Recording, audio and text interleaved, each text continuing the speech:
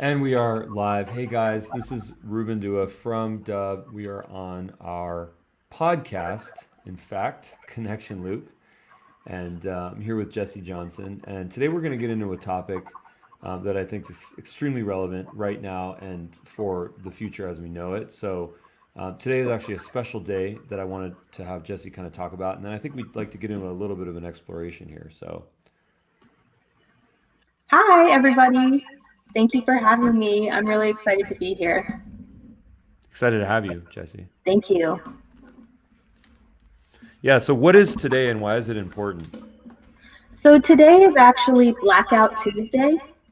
So, it was started by music companies and dance companies. And the idea behind it is that it's a day of silencing entertainment companies, and it kind of snowballed into companies in general.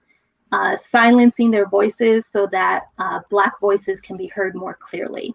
And then that snowballed even more into generally non-Black voices just taking today to listen to Black voices and to amplify Black voices. And while they're just listening and while they're kind of taking a step back, using the opportunity to learn more about the Black American experience and to educate themselves on current movements like Black Lives Matter. So Got Blackout it. Tuesday is, you might see the trending hashtag out profile pictures or companies doing that as well, and that's why. Got it. And I think one of the most challenging things right now for people that are going through the process of learning about the movement and figuring out how they can be involved or be empathetic or be a good listener. I think one of the biggest challenges is how do we learn, how do we listen, how do we learn, and how do we express ourselves during this process. So I think listening is obviously a really important part of this. Right. What is your take on that? I think that when I ask that question, I think I say this from a personal perspective, from an individual perspective, but also from a corporate perspective, because we're a company. There are businesses out there. We cater to businesses, and I think that even businesses now that are figuring out what their value systems are kind of going through this process of evolution. Yeah, absolutely. I think when it comes to companies listening, it really starts with companies learning and companies learning the context of the movements. And so it's easy to say, like, well, just listen. But if you're just listening and you're not intaking anything and you're not learning. So when it comes to a company and not just a person, the company really needs to step back and learn about the current movement, but also why the current movement is important. So that's a big thing when it comes to companies and social movements. It's about you have the opportunity to establish your values and in a way, in a more practical way, to establish your brand and establish your market base as well. But when it comes to establishing your values, it's how are you going to take a stand? How do you want your people to see you? How do you want even your non-customers to see you? Or do you want to be voiceless? And do you want to be silent on things? Because even silence is saying something. So what values do you have? Yeah, I think one of the realities about definitely marketers, branders, people that are content creators, they're always looking for a way to create content that's kind of relevant for modern day. And I think with that right now comes a potential inherent lack of sensitivity, Sure. and it's definitely something I've been thinking about, because when you start to quote unquote jump on the bandwagon and start to create content around a topic that maybe you're not necessarily apprised too much about, or you don't know too much about, or it's not something that you've ever explored, it might come off as disingenuous. Mm-hmm. And I think that that's a reality that we all need to deal with. And I think that what we're all trying to figure out is how, I know I'm doing this personally, is how I can just evolve. I can evolve during this process, and Absolutely. understand what our new world looks like, our brave new world looks like. So what is your take on that in terms of how companies can be more sensitive, how they can kind of figure out how to way to not be on the sidelines, not be silent, but at the same time, not come off as disingenuous. I think well, I want to at least say, like, focus on the current movement right now, because that's where I feel like I can speak into. So when it comes to something like the Black Lives Matter movement, that's really being at the forefront of the media, even though it's been around since at least 2013. It's about amplifying the voices of the leaders of that movement and amplifying the voices of the people affected by that movement and who are working for change and who the change is working for as well. So when it comes to a company being sensitive, it's about pushing forward or amplifying those voices rather than the company speaking out and saying, this is what the movement is about. This is what we know. This is how we feel. It's like, well, let's actually step back as a company and amplify the educated voices about the movement, the leaders of the movement. In this case, the Black Lives Matter movement has 3 co-founders who are all Black women, amplifying what they say, amplifying what they educate about. And that's, to me, that's real sensitivity in not saying I as a company or we as a company know everything about this, so we're going to make a statement about it. It's like, we're going to put forward the people who know about this, we're going to give them a space, and we're going to let them educate, and that's how you can be sensitive. Does that make sense? It does, it does. And I mean, I think that, even this kind of forum that we've created here is kind of it's a unique opportunity for us to do a lot of things at the same time. I mean, one is to listen, to learn, to obviously amplify your voice. You know, it's not easy for a lot of companies to be able to do this because we I guess we sort of created this format where it's all about amplifying voices. It makes it very easy for us, I think, to do this. But most companies don't necessarily have that setup, that arrangement per se. Mm-hmm. What would you say are some, you as a writer, uh, what are some ways that we can go to the power of the pen to amplify voices? Yeah, absolutely. So you can do some really amazing interviewing. You can do some really wonderful, um, what are they called? Not press releases, not ebooks. When you focus solely on a person and you interview them, and you can post that interview on your front page of your website. Oh, like a profile A or profile, thank yeah. you. I Hmm. was like, press release isn't right. Yeah. So when you do a profile of somebody and you bring in their perspective, you could make that the front page of your website, or you can at least make a link on your website about learn more about the current movement, learn more about, and in that way amplify voices and not just make it about what your company thinks, but make it about the current context of the movement to show that you're there to actually learn, and you're hopefully there to let others educate and not just let the company educate. So doing profile pieces is great.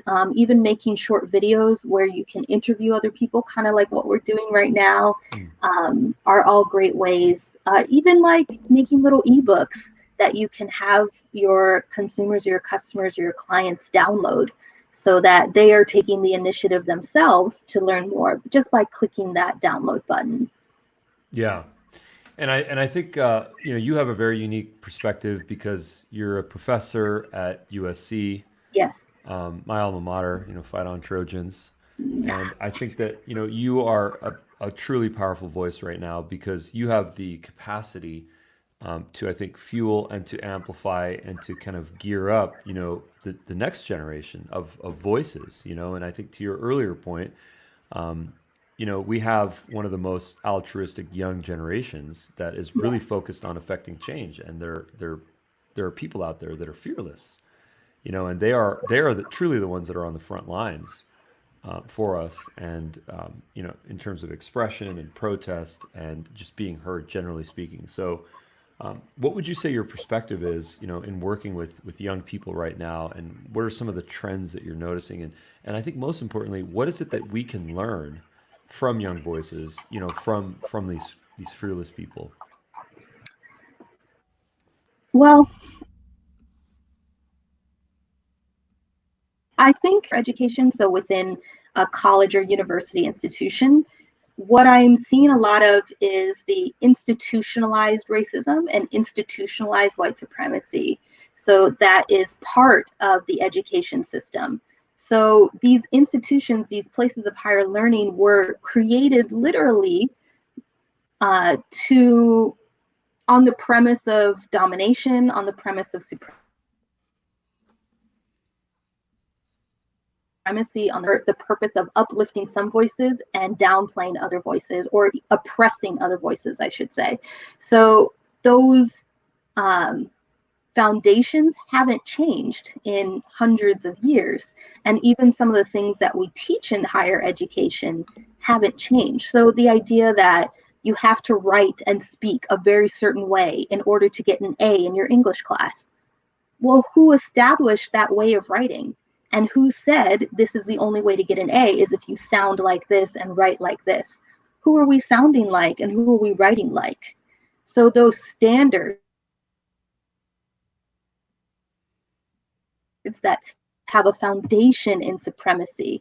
And that's really dangerous because we're still teaching that to young people. So as an educator, and a lot of people in my field and also fellow educators are really trying to point out that institutionalized racism, that institutionalized supremacy, and saying like, yes, we want you to succeed. And yes, unfortunately, there are standards, but you are the people that are going to change. What we teach is what will continue.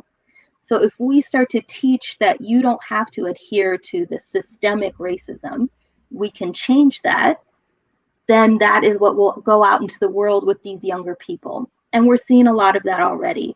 So a lot of younger people are moving to the world, understanding that the standards that were based in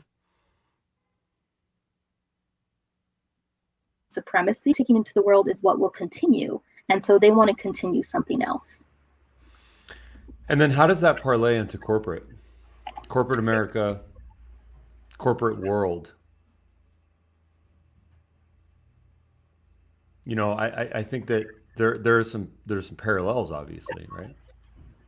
Yeah, so when it comes to corporate America, and this is me speaking as an educator, but also someone with some experience in corporate America as well, there are also standards in corporate America, and it's about really being honest about where those standards came from, who created those standards, and who those standards are designed to support and uplift, and who they're designed to oppress. And if you're going to keep adhering to those standards, and that's going to make you uncomfortable just as a human being, admitting where those standards come from, admitting who they're there to support and who they're there to not support, especially because we live in a society of a meritocracy, right? If anyone can make it if they try, anyone can make it if they work hard enough, wherever you end up is because of all your own effort. But those structures that you're working inside of were built for very specific groups. And it was built to lift them up and support them, including the corporate world. So people end up rationalizing inequalities because they think they've ended up where they are because they worked hard, which is very true. But it's also true that certain groups worked hard and were given extra lifts. So as a corporation, as a company, it's about being honest about where those standards came from, where those institutions came from, and if you're going to continue the standards of corporate America, or if you're going to try and change them so that other groups have equity and equitable opportunities. And going back to this idea of amplifying voices, that's so relevant right now and so accessible right now in modern age with social media and with video and with writing and just the easiest way. This is the best time to communicate and to express yourself, right? So, what would you say some sort of actionable ways that we can help people and to amplify their voices, with respect to pain and with respect to strife and struggle and things that we're not necessarily comfortable talking about, either in education or academia or corporate. There are some topics that we just don't bring up. Mm-hmm. Whether it's racism, whether it's mental health, whether it's Mm-hmm. addiction, whether it's abuse, these are topics that are just taboo. And I think one of the problems with I think the nature of corporate America or just general sort of small communities and tribes is that sharing things like that, sharing struggle like that is vulnerability, and Yeah. there's a little bit of a paradox there, because if we're trying to climb the corporate ladder, you know, in air quotes, and go through that journey, that the last thing that we want to do, or at least that we've been taught to believe, is that the last thing that we need is vulnerability. Where in fact, I think it's the opposite. I think it's the vulnerability that really allows us to progress and evolve and to be, you know, connected with people. What is your take Absolutely. on that? I think vulnerability and empathy to please sit inside your discomfort. It is uncomfortable and it is vulnerable and it's painful sometimes to think about these things and even admit these things, admit how we're part of them, admit how I'm part of them. And I beg you to sit in that. Like, don't run away from that discomfort. Don't run away from being uncomfortable, because the more we pretend that these things aren't supposed to be talked about, the less room we leave for justice and change.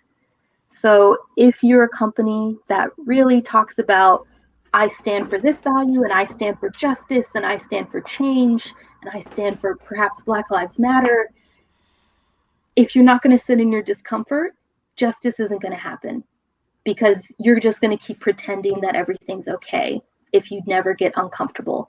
Because facing these specific truths about supremacy and domination and violence are very uncomfortable. Yeah. Yeah, I think So, there's this, because we'll not talk about it. right. Sorry. Yeah, I was going to say that, you know, there's this idea of, um, you know, a safe environment. You Mm-hmm. know, it's a little bit of a cliche almost. You know, when you're in a therapy session, or when you're, Mm-hmm. you know, speaking to a counselor, or when you're, you know, being judged, or in some sort of a social atmosphere, that it's a safe environment. You know, and the reason I think people say that is because it means that you're not in a place where you can be judged, criticized, where whatever you say is not going to be used against you, Mm-hmm. either then or in some future state. You know, how can we create more safe environments like this, corporate, on a personal basis?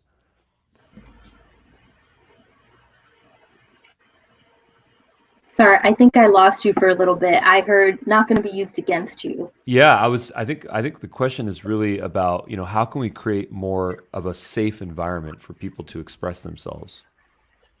That's a good question. Um, are you speaking from more of a corporate or company standpoint? I mean, where I think where I'm coming at this from is from an organizational standpoint. When there's a group of individuals, it could be a company, it could be a nonprofit, it could be just a team of some sort. You know, how can we foster? How can we create more safe environments for people to be able to express themselves? That's a really good question. And it's a really hard question, because sometimes, as much as you do to create a safe space, people aren't going to feel safe. So I think the first thing, in my opinion, that you have to do is decide whom the safe space is for. Because you just can't create one space where inside of it everyone is equal and everyone is equally safe, because the kind of safety that each person needs or each group needs is going to be completely different. So in each individual space, you have to decide which individuals it's for. So let's say you want to create a safe space for Black women, and Black women specifically. Well, first of all, does that include safety for Black disabled women? Is that the same type of safety for Black transgender women? It's all very intersectional. But let's say you want to create a safe space for Black disabled women. Great.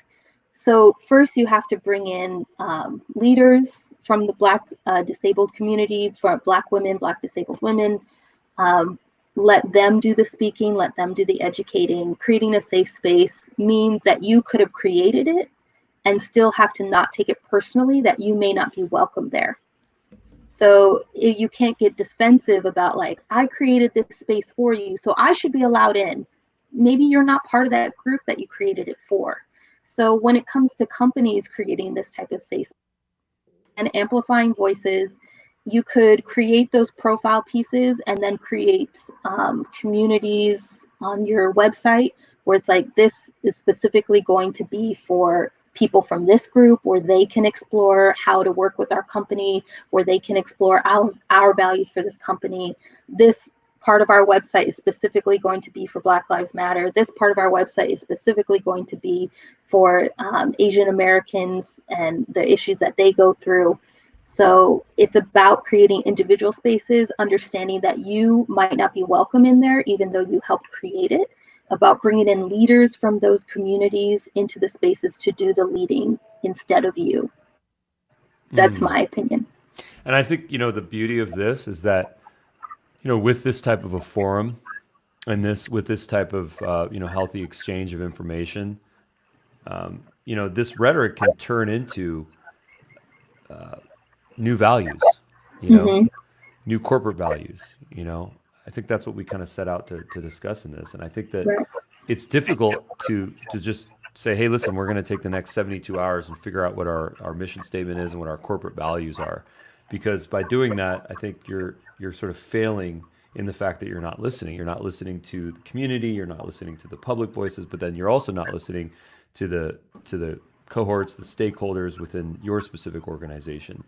And I think Right. that evolution and that iteration of corporate values is the healthiest thing, Right. because I think there's layers to it. And I think it all comes down to vulnerability and people's comfort to truly express themselves. Because if we create a forum and we say, what are things on your mind? What are our corporate values? Where can we align on ourselves on? If we ask that today, the answer today might be different from what it is, a week from now, based on current events and based on what we're feeling personally, Right. emotionally. So I think that evolution process is really important. I think it's really important to just have check-ins. I mean, it's Yeah. one of the things that I realized that within our organization, I personally want to do a better job of that, to do check-ins and to Mm-hmm. understand what's the state of the union, what is happening, how can we do a better job to amplify voices, create safe environments, so on and Right. so forth. So it's very inspirational what you're saying. Yeah. And there's a lot of hashtags that are being thrown around right now, and I want to really make sure I understand them, make sure that people understand them, just to kind of give them that respect. So one of them is just listen. Mm-hmm. And can you speak to that? What would you say that really encapsulates? Well, I can speak into the context of the current social movements that are happening, especially with Black Lives Matter. So, Just Listen as a whole is about, as an ally for a specific community, it's not voicing your opinions, not policing how people are expressing their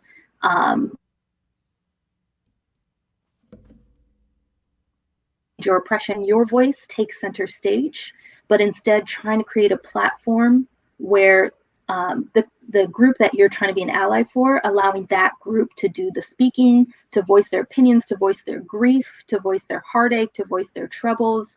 And you, as an ally, literally just listen. You don't have to include your opinion. You don't have to say, well, I think this. Well, what about this? You don't have to ask your questions. You're not trying to get education from them. You're just listening and using the opportunity for self-reflection and processing without putting the burden of education on your group. And this really ties into, I think, one of my concerns, which is this idea of a company or an individual becoming a thought leader in a space where we don't need that, or a policy recommender in a space where we don't need that. And Right. I think that this is a really powerful idea, because I think all of the good here can start at least with listening. Now, it doesn't end with listening. There Mm-hmm. needs to be action, and Right. silence is an action. Right. There's another hashtag. There's actually these two: say his name, say her name. Could you Absolutely. speak to those? Absolutely. George Floyd, Ahmaud Arbery, and Breonna Taylor. Say her name, say his name. There are unfortunately thousands of names to say, but it's about completely remembering and acknowledging and using their names as an action. to bring to light the violence against the Black community and to not forget them and not let them just be yesterday's news or flash in the pan, but instead to always bring to mind the tragedy and the atrocity that happened to them and continually happens specifically to the Black American community and to Black and Brown people in America from these systemic institutionalized industries and police force and education and the brutality movements. So say her name, say his name, don't forget, keep going. That's what it's speaking into. Nice. Powerful. So, I really want to thank you for your time. Any sort of closing thoughts, last words of inspiration here for us as we go on this journey? Please remember to, when it comes specifically to the current movement and the current protests that were ignited after George Floyd's murder, is to, as an ally, to not always be putting out people's emotions. So, well, I understand that people are upset, but they should be doing it this way. It is not your place to say how people should express or fight against their oppression. It's your place to listen, and it's your place to educate, or to be educated, excuse me. So when it comes to the people you're trying to be an alma, understand where they're coming from, and listen to the leaders and to the people being affected about how you can best be an ally instead of just saying, I already know how to be an ally. Really listen and really learn. And Blackout Tuesday is a great way to start with that. Nice. Well, thank you so much for your time. Absolutely. And you're a powerful voice, and we're lucky to be connected. That's so nice. Thank you, Ruben. I really appreciate you letting me express all this. Yeah. Thanks so much, Jessi. You're welcome. Thank you.